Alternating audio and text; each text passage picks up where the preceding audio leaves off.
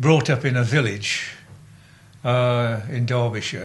It was emphatically church-going, as most villages were in the 1940s and 50s. And it was either Church of England or Methodist. My stepfather was a Methodist, very heavily into it until I was 15 or 16, I suppose. Were you actually a believer then? Oh yeah, very heavily until then. Yeah. And so this is all damnation and... Yeah. You know, I used to lie awake at night as a kid because there was also a very big farming community, worrying that the harvest wouldn't be got in and that we wouldn't, and that we'd starve, or that there'd be a biblical sort of famine thing. And I remember lying awake at night thinking, this is going to be the end. This is the end of us, you know. Good point. I know. So what happened? I mean, how did you lost your faith, or? Oh yes, lost the faith. We're moving away from the village, moving to the big town of Derby and the art school, and all sorts of influences and reading, and meeting people who weren't religious, and reading mostly. But the funny thing is that it's the religious upbringing is still apparently informing a lot of the work. You mentioned it 10 minutes ago. Well, it's a little bit more complicated than that. It's to do with actually being very interested in what it was like before I became influenced by art with a capital A. You know, although I've always drawn as a kid, I drew. You know. Before you actually got indoctrinated at art school into what art really was about, I made a lot of imagery and a lot of images, and also had a lot of ideas. You still remember a lot of the things that you did as a kid which were not influenced by art at all, and I'm quite interested in those memories. So in a sense they were primitive, but they came from me. So what was it like going out from this very closed community to Derby first, then Liverpool, and then London? Huge liberation. How was it for you? Yeah, pretty much. I think by that time I was a little bit suspicious. I was beginning to feel that there was a lot of propaganda going on there. You know, and the more I look back on it, the more I think I was right. that it was like very good for a few hairdressers and stars, and really the whole sort of present day awful, disgusting, you know, fame culture thing comes from that. I mean, I don't think it was all positive. There were some good things, obviously. What was it like in Liverpool? You were there 64 or something? That awoke everything. That was so great. The people I was at college there with had been at college with John Lennon. And so the Beatles were just breaking, you know. Love Me Do was just reached the top of the charts, and so it was all becoming a sort of centre, very much. But it was much more meeting people who were serious, practising artists and who were welcoming. Were not protective about what they were doing. They were very open people. You went to the pubs or the clubs, and they were there, and you drink with them. I mean, in a sense, art school was the way into art for a working class boy coming out of a non-art culture, except the movies, which, I mean, that's very big art, you know, but that. So the art school was a way to ease you out of that and throw you in the deep end so it was very important. But there's so many things there which are inimical to doing anything really personal or really about yourself, or finding out about what it is you want to say and what you can say, and which is a lifelong quest, and what it makes it so interesting to do. Well, I almost don't answer this, but what do you think of people like Damien Hirst and Banksy and the galleries and the way that the art world is set up and run? It embarrasses me to be put in the same pigeonhole of being as an artist. I mean, there's nothing in it that I've seen. I haven't seen very much of it, but there's nothing that interests me at all that I find. I just think it's part of the Thatcher's children, aren't they? You know? They're just part of the whatever it is that makes so much of what goes on today loathsome.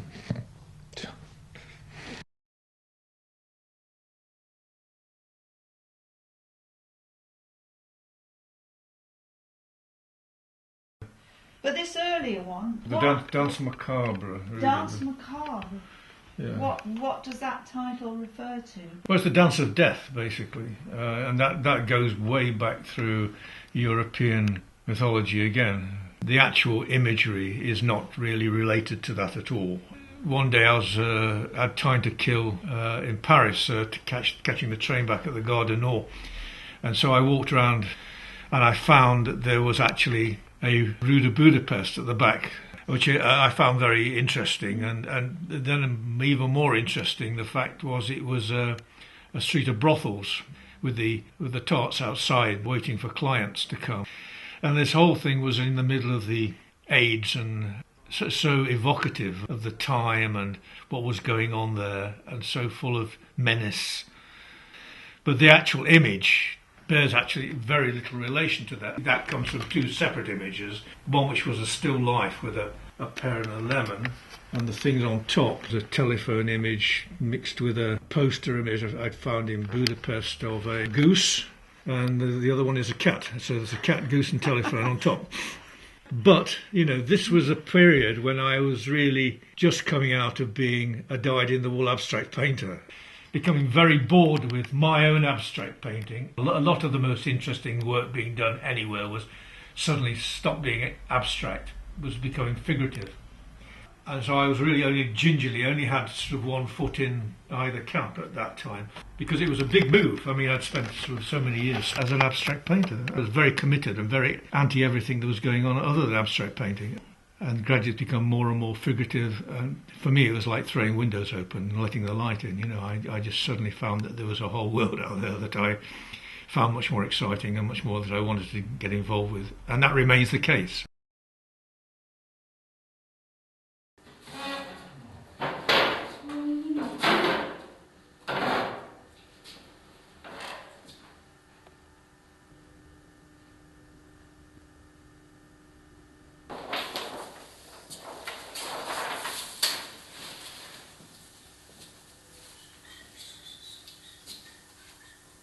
Basically, the stone is cleaned of all old drawings and grease and everything by sanding it down. Then it's made sensitive to grease, and you draw on the stone with a grease stick or with a greasy tush as a liquid, or any number of things. Or you can, I like working on stones very much because you can it's very much a hands-on process. You can scrape away at it, you can change your mind, you can resensitize, re-grind the parts of it you don't like, and you really can mess around with it until you get what you want. Bavarian limestone, which apparently is about the best limestone, also people tell me, used all over the world by lithographers from the invention of lithography in the 18th century. I mean, I've never seen stones this size, but they must have been a lot this size, certainly in the beginning of the 20th century, when the great masters of lithography, the Lautrecs and Munchs worked, and those great poster artists whose work I love and revere. Before the invention of photolithography or silkscreen printing, it was hand-drawn lithographs in lithographic studios and printed by master printers, and these are the sort of stones that they use. They would have used these stones. I mean, to have access to them is such a privilege. I mean, when I first saw them in Hungary, I couldn't believe my luck. Before you put the lap on? Yes. Lovely. Don't like it without the lap. Weird, that's good.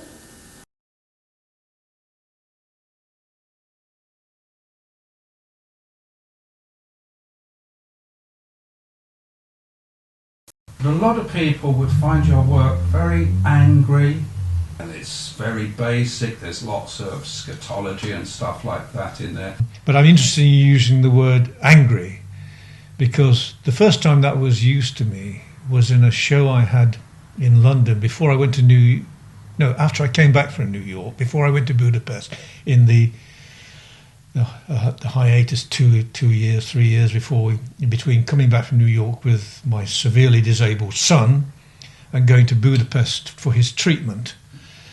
And I had this show in the Docklands, and a critic at the time came to see it, a man who I'd met before and knew, and he used that word. It's the first time I've heard it. He said this, what I getting here is a feeling of anger. Yeah, I suppose there was, and I'm interested that you still use that word, because I wasn't. I was very conscious for a long time, being very angry about the treatment of severely disabled kids, and I wanted to make, because that was the new world to me, and I very obviously felt very personally about it, because it's affecting me, and the apparently indifference of society, and the lack of real care, and I wanted to make some art that was satirical about it, but also kind of propagandering, using some of the imagery that I found so offensive about the way the English treated disabled people and so on, the physiotherapy world in England, and the apparently, this acceptance of what you've got, live with, can't do anything about it, sort of stuff, which was totally different from the attitude in Budapest, and so a lot of the art was about that, and it was angry, yeah. And that's art is something about making sense of that, and trying to find some way of externalizing all that.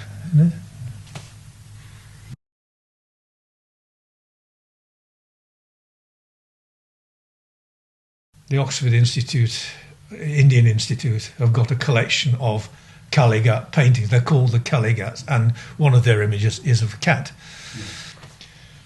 and which, hit me in between the eyes. And that was one of the first things that moved me away from abstract painting, was the force of this imagery. It just seemed to be so much more relevant than anything I could see around, including the great abstract artists. Abstract art now seems to me like something that happened in the 1940s and 50s. That's when the energy was. And before that, say from Kandinsky through Mondrian, but it's a little bit like listening to bebop, which I love. But it's like I don't want to listen to bebop being made today, because it happened in New York in the 40s and 50s. These are the drawings I did at the Indian Institute in Oxford. They bought a folder out and just gave me cleared a desk and just so I have my sketchbook and this folder, and I could just go and draw from the images, and basically for a couple of hours. So I did these drawings. What are Kalighat images? Well, it's a kind of 19th century school of Indian primitive painters in Calcutta. They made primitive prints to sell to people coming to worship Kali, the god Kali. So I think they're very famous now and very prized, these images. Yes.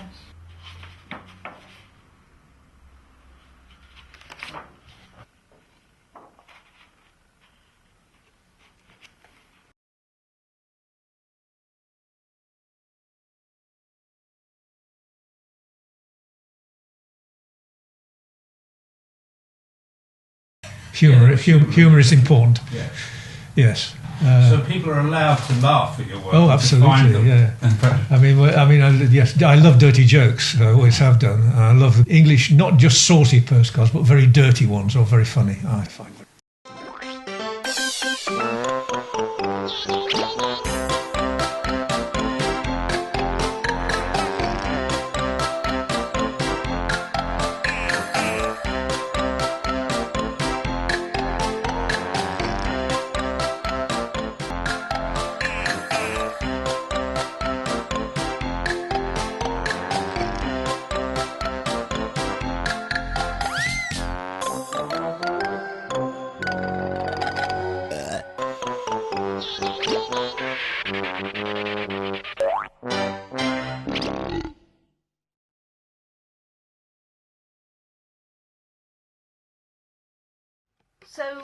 This print, which is called Golem in Aachen, Yeah. you printed that on the same visit that you made Leipzig Floor Show. Yes. So you're working on these two prints, plus you're working on several black and white smaller prints. Yeah. And this is all done in the space of 5 or 6 5 days. or 6 days. Yeah. So that's an incredible amount of work to do in that short time, with all the pressures of will it work, won't it work? And I've driven all the way from England to Budapest to do it.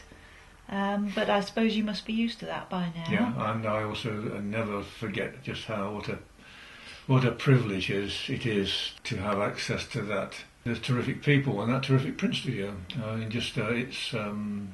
It's just great. How many trips do you think you've actually made over the last... It's about since 1994 we moved back here from Budapest as a family, didn't we? I'd say an average of about 3 a year. So 14 times 3 is 20, 38, 42 trips. About 42 trips. Yeah, that's a lot, isn't it? Yeah.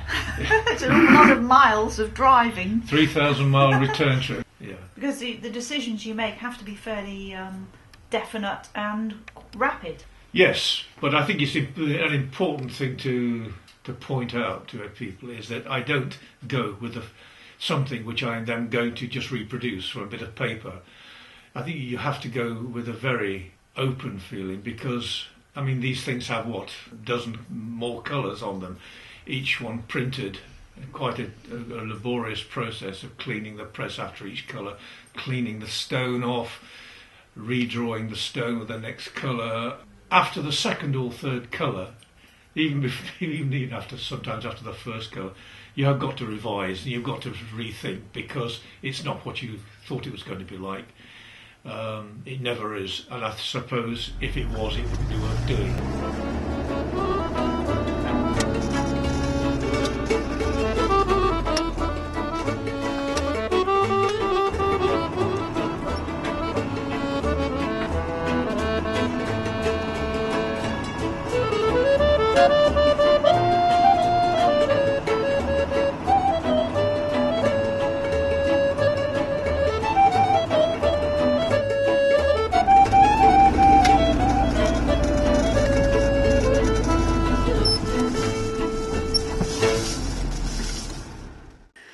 Well, they're very welcoming people, and we become friends over all these years. Although the language is a barrier, I have enough Hungarian to make a few jokes and tell them what I want, and they seem very happy with that. The division of labour is fairly well organised. The printer knows what he must do, and I know what I must do. I must have the stones ready at 7 o'clock in the morning. When they start for the next day, they must be ready, so I have to draw them the night before because we finish printing say about 4 or 5 o'clock in the afternoon, and then I have something to eat and then spend the next 2 or 3 hours drawing the stones. They have to be ready the next morning. There's no messing. He comes in the next morning and he says, what colour is it then, Michael? Mihai, what colour? Me and seen Mihai, and I've got to be there ready for it, and I feel a real responsibility there. I mean, I can't. You can't fuck about. You can't just say, "Well, actually, I need a few more hours. I'm not ready yet for it. So, will you give me a few hours?" I mean, would hate to be in that situation. It's very necessary to be there because they're there, and that's part of the process. I think the point I'm trying to make it isn't a direct from the paper to the print process for me. I know it is for some artists, and I hate that. I mean, I think it's a disgusting way of making. And it's somehow the artists who just do a watercolour or something on paper and send it to the printer and never see it. And the printer just does it straight as it is and does all the drawing and everything. I mean, that's a disgusting process. I think that's something that awful, and so much lithography can be like that. But that's not what excites me about. That's not what's kept me going there for that and driving all those miles. So it's certainly not a direct automatic process. It's so much more complex and involving and exciting than that.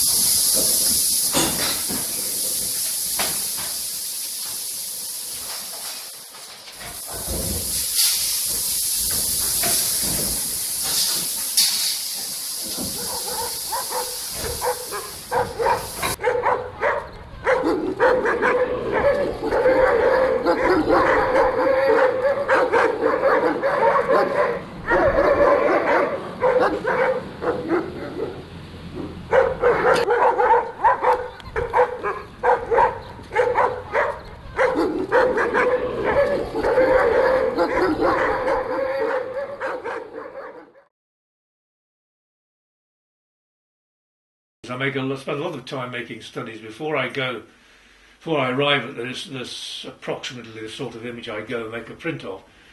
To spend a lot of time working on paper, collaging and different graphic medium on paper to arrive at something that I feel fairly strongly enough about, although it's always touch and go, so to go and make a lithograph about.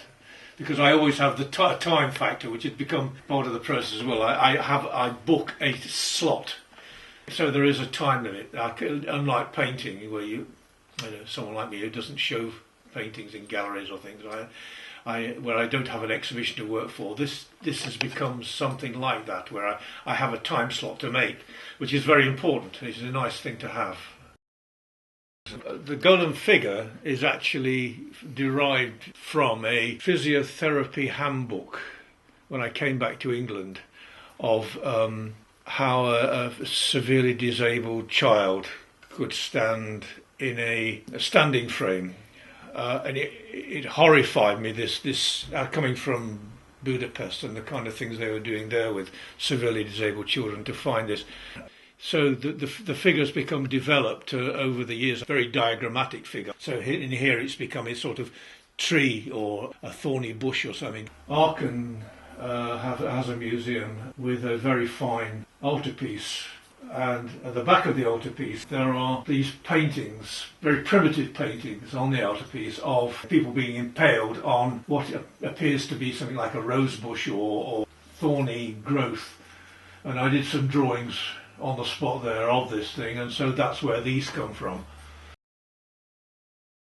The woman, the central figure, the woman, is from a very crude piece of embroidery that I picked up in France, where I spend a lot of the time in the summer. I've got quite a collection of these things and value them enormously. So that's the central figure. And I've got her coming down the steps, because that is also something I got from another Cobbett sale, which was a magazine printed in Leipzig in 1941, right in the middle of the Nazi period. Extraordinary magazine, very high quality printing. And in it was the image of the nude on the right, a very poor pastel drawing by one of Hitler's favourite artists.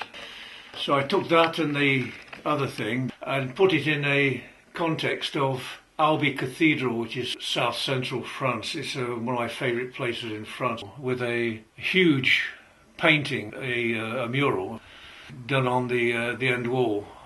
I think it's supposed to call the biggest painting in France. Absolutely enormous thing, of the Last Judgment, which I've done a lot of drawings from and done quite a lot of work from. Actually, it's been quite a rich source of stimulus, and I'm really knocked out by it. So that's the three things, and that's the way I've been working now for quite a long time, finding things unexpectedly that I respond to, making a lot of studies from them, putting them together, joining them up, mixing and matching them, and arriving at an image I feel strong enough about to go to Hungary to make a lithograph about.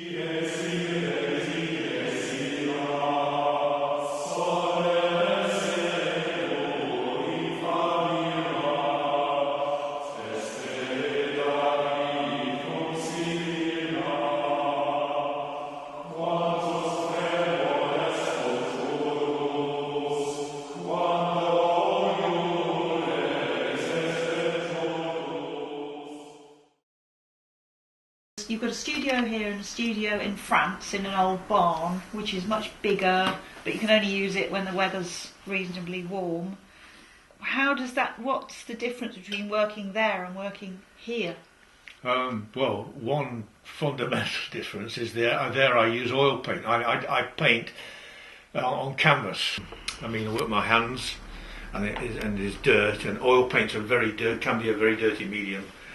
There's a completely different process, and so you seem to be able to split it into two completely different I do, which sounds very strange, but it's partly come out of necessity, and that's the way it's panned out now. But some of the painting imagery comes into the print Oh, sure. imagery, and vice versa. Yes. But there is a split of distance and time in between those two things happening. Yeah, sometimes that's a problem. Yeah. Sometimes I'm over there and I think, oh, I wish I had that study or that drawing, or it's back in Cromer, and vice versa. Sometimes I'm here, and all the paintings that I did last summer, for example, were too wet to bring over, so they're drying, and so I don't have them to refer to, which is it's just something I have to get used to,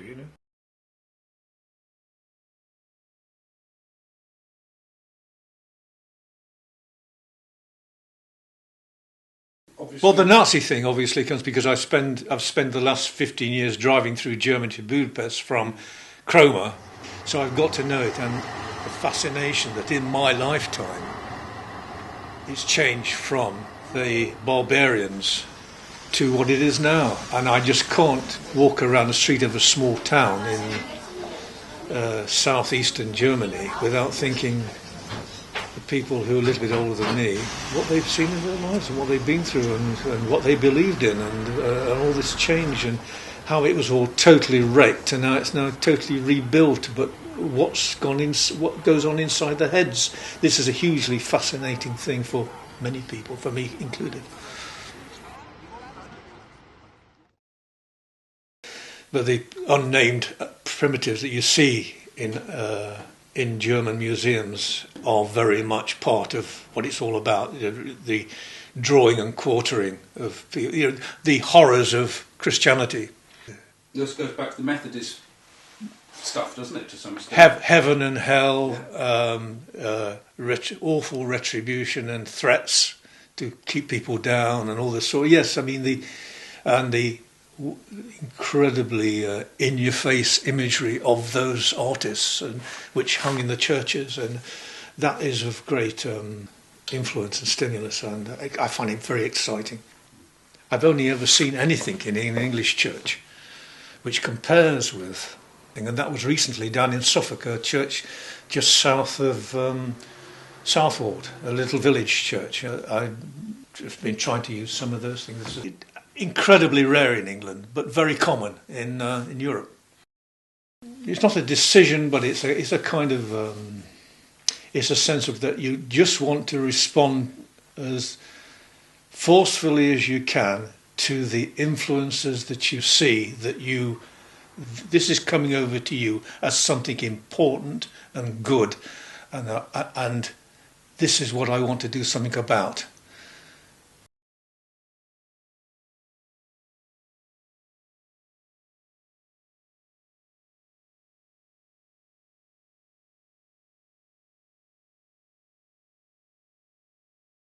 That this is a serious guy trying to sort himself out.